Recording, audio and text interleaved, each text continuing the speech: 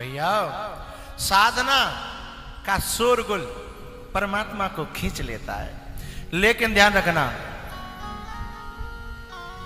हमने कोई नदी पार करी नाव में बैठ के और हम पार है गए।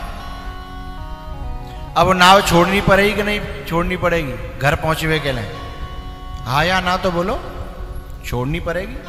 अब हम ये सोचें कि जा नाव न होती तो हम पार नहीं होते, अब जा नाव है कैसे छोड़ें, हम तो जई ने पार करे हैं, तो बातें बंद के मरना पड़ेगा। जीवन में कोई भी साधन हमेशा पकड़ने के लिए नहीं होता, वो एक दूरी तय कराता है, फिर वो साधन छूट जाता है और आगे का साधन पकड़ लिया जाता है।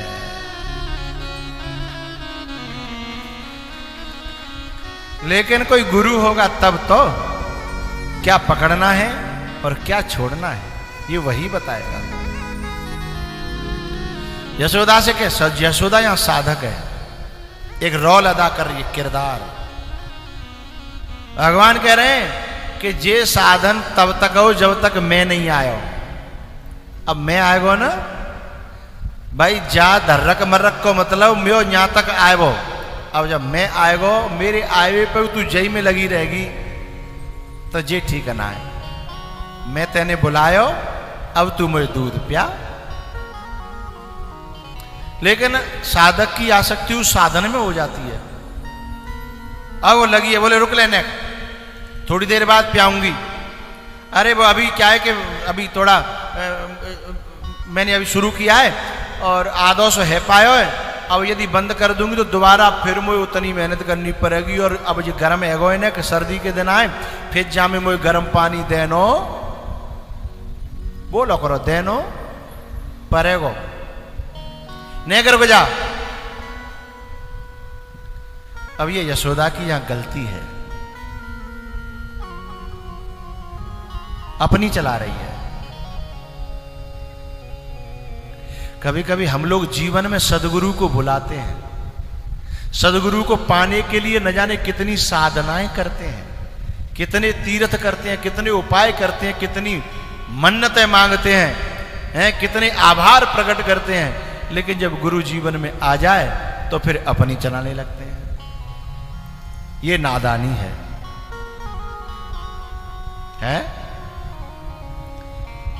इस नादानी की वजह से कभी कभी साधक बहुत चूक जाता है। भैया भगवान ने कही मैया तू वैसे नहीं मानेगी, तो जाकर के रई पकड़ ली, रई को हाथ से पकड़ लिया। अब कहां से चलावे? अच्छा कोई दुश्मनी तो है नहीं, है तो प्यार ही, ये चलावेगी तो हाथ घिस के कहूं लग नहीं जाए। फिर मैया ने वो सेकरा में और जो नेति हथकाई और वो रई एक किनारे में करके लाला उठा लो, मंथन अधूरे पे बंद हो गया। एक बात और बताऊं मैं आपको, महापुरुषों की बताई भाई, साधन कभी अधूरा और पूरा नहीं होता। साधन से साध्य जब भी जीवन में टपक जाए, आ जाए, बुद्ध पुरुष जब जीवन में आ जाए, फिर उस साधन को वहीं छोड़ दे। ये चक्कर में न पड़े कि जो अधूरा रहेगा कि जो पूरा रहेगा ना। साध्य की प्राप्ति के लिए हैं, साध्य मिल जाए तो साधन छूट ही जाएगा।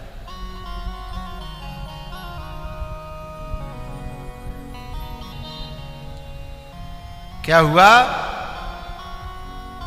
मैया ने दूध पिलाना बंद कर दिया, वो साधन वहीं बंद कर दिया।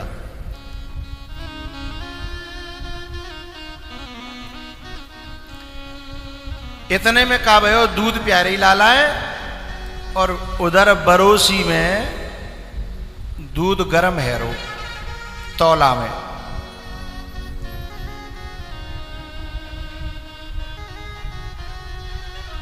बरोसी में जो दूध गर्म हैरो का हो वो दूध उफनन लगे, और जो असली दूध होता है ना वो यदि आग पे गिरे तो बाकी खुशबू अलग आती है। असली हो तो। अब तो दूध भी नकली, घी भी नकली। अब तो कभी कभी घी से रोटी चुपड़ दो तो रोटी, घी की रोटी भी कुछ देर बाद सूख जाती है। अब जब घीते चुपड़ के रोटी सूख गई तो फिर कायते गीली होगी भाई, है? रोटी सूख गई तो असली दूध होगा तो जो दूध आग में गिरेगा तो खुशबू आवेगी, है? असली घी होगा तो वहां ढक्कन न खोल के तो देखो महक जाएगा। और नकली है तो हम नाक गड़ाए गड़ाए के देखो तो खुशबू आएगी भारी।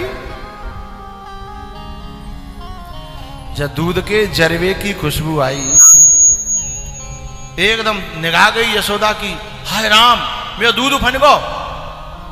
तुरंत जल्दी में लाला पटक के और वह दूध बचावे चली।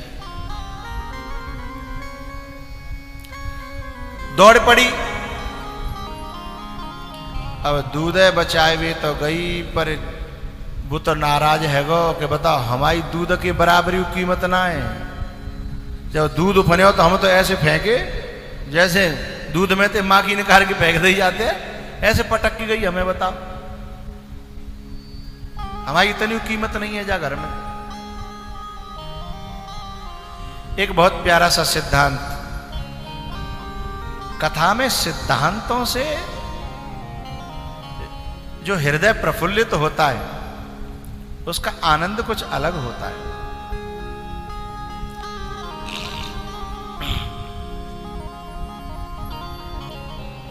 जो दूध था ना वो क्यों फन गया? क्योंकि वो सवेरे ते तपस्या कर रो, तपेरो कि मैं कल भगवान के काम आऊंगा, भगवान में मिल जाऊंगा, भगवान मुझे पिएंगे। हम सब जन्म जन्म यही तो तपस्या करते हैं कि कब दिन भगवान में मिलेंगे।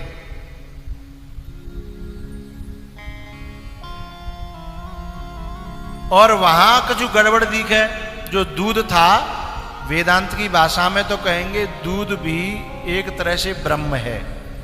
दूध उपेत चेतन ब्रह्म है, और भक्तों की भाषा में कहें तो दूध भक्त है। और भक्त तप रहा था भगवान से मिलने के लिए, लेकिन बीच में जब दूध ने देखी कि जब लाला मैया के दूध ते ही पेट भर लेंगे, ठाकुर जी भगवान का यदि मैया के दूध ते ही पेट भर गो तो हमारा नंबर तो कट, हमारा नंबर तो कट गो। फिर हमारे जीवे ते फायदा का, जाते तो मर जाए तो ही ठीक है। तो वो अपने को स्वाहा करने के चक्कर में उफन रहा था। ये भक्त का भाव। एक बात आपसे कहनी है मुझे, जब भक्त की साधना, तपस्या, भक्त का तप जब चरम सीमा पर पहुंचता है तो क्या होता है? उसकी खुशबू चारों तरफ फैलती है। संतों की खुशबू फैलती है, साधना की खुशबू फैलती है। और सब फलाने भक्त, फलाने संत, आहा, खुशबू फैलती है उनकी। और वो खुशबू उससे बड़े भक्तों को, संतों को भी अपनी तरफ खींच लेती है। अभी ये दूध जो है नीचे का साधक है, जो अभी भगवान को पाना चाहता है।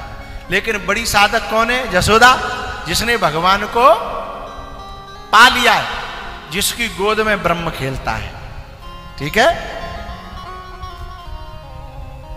जिसके हृदय में ब्रह्म खेलता है, जिसके मन में ब्रह्म खेलता है, जिसके विचारों में ब्रह्म खेलता है, जिसकी प्रत्येक क्रिया ब्रह्म में है, वो यशोदा है।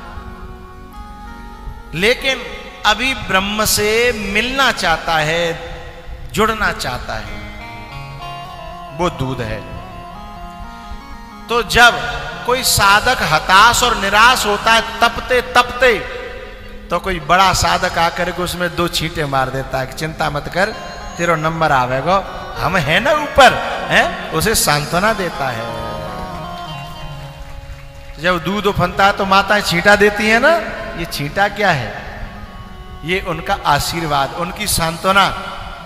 फिर वे अपनी कथाएं बताते हैं कि हम भी तेरी तरह कभी ऐसे थे, हताशा हुई थी, फिर हमने ऐसा किया, फिर हम ऐसे भाई। लेकिन कुछ लोग उसे उनकी आत्मश्लाघा मान लेते हैं कि देखो अपनी मौतें अपनी बड़ाई कर रहे हैं ना। ये महापुरुष संत बड़ाई अपने लिए नहीं करते, हम लोगों का मनोबल बढ़ाने के लिए कि इनने ऐसी ऐसी तपस्या करी तो हमें भी ऐसी तपस्या करनी चाहिए। उनका उद्देश्य अलग होता है। मैया यशोदा ने सांत्वना के 4 छींटे दिए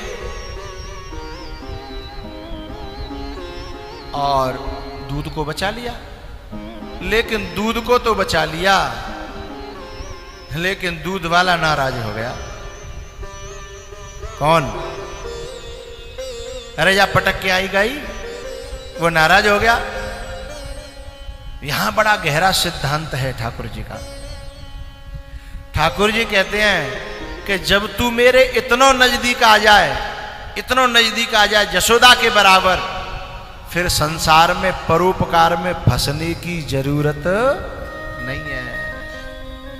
ये तो उनकी बात है, शुरुआत की बात है।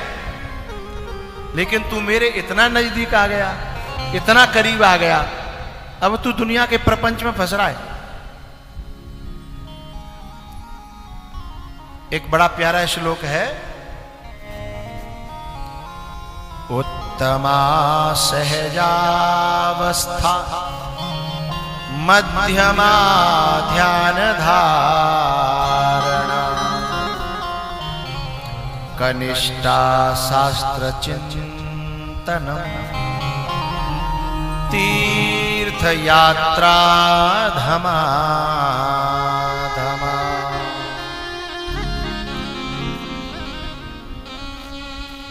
सबसे उच्च कोटि की अवस्था है सहज,